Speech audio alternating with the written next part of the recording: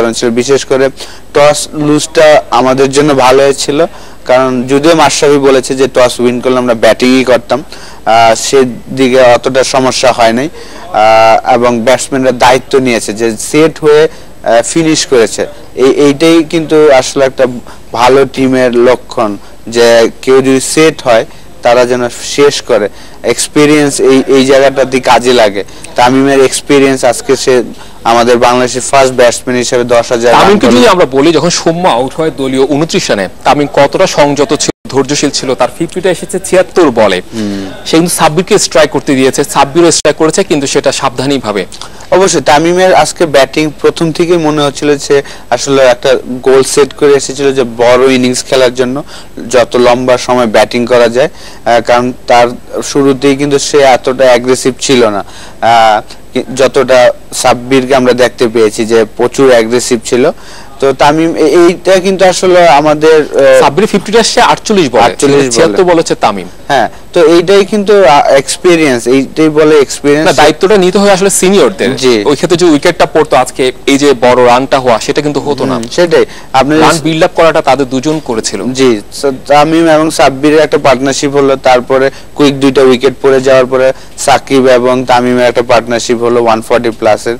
তো এই জায়গাতে আমাদের আসলে শেষের দিকে যদি আমরা দেখি যে মোসাদ্দেক এবং মাহমুদুল্লাহ একটা পার্টনারশিপ, মোসাদ্দেকের 9 বলে 24 রানস, ক্যামিওটা খুব ইম্পর্টেন্ট ছিল ওই সময়টা 324 করার জন্য।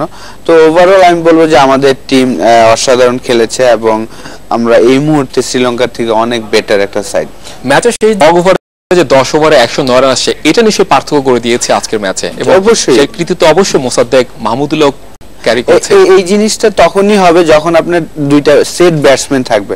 আমরা যদি দেখি যে 45 ওভার পর্যন্ত কিন্তু তামিম এবং সাকিব ছিল, দুইজনই কিন্তু সেট ব্যাটসম্যান ছিল, এবং লাস্টের 3 ওভারের জন্য মোসাদ্দেক এবং মাহমুদুল্লাহ এসে একটা কুইক 40 রানের মতো একটা পার্টনারশিপ করলো।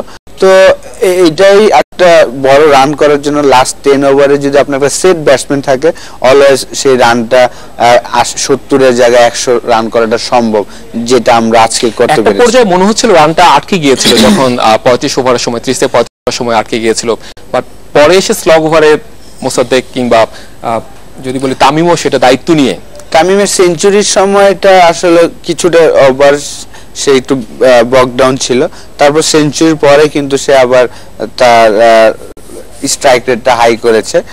সাকিবও আমি বলবো যে অসাধারণ একটা হাই স্ট্রাইক রেট নিয়ে ব্যাটিং করেছে। ওভারঅল আমি বলবো যে যেই ধরনের উইকেট ছিল শ্রীলঙ্কার আর কি, এইখানে কিন্তু আসলে 300 প্লাস রান চেস এখন পর্যন্ত হয় নাই।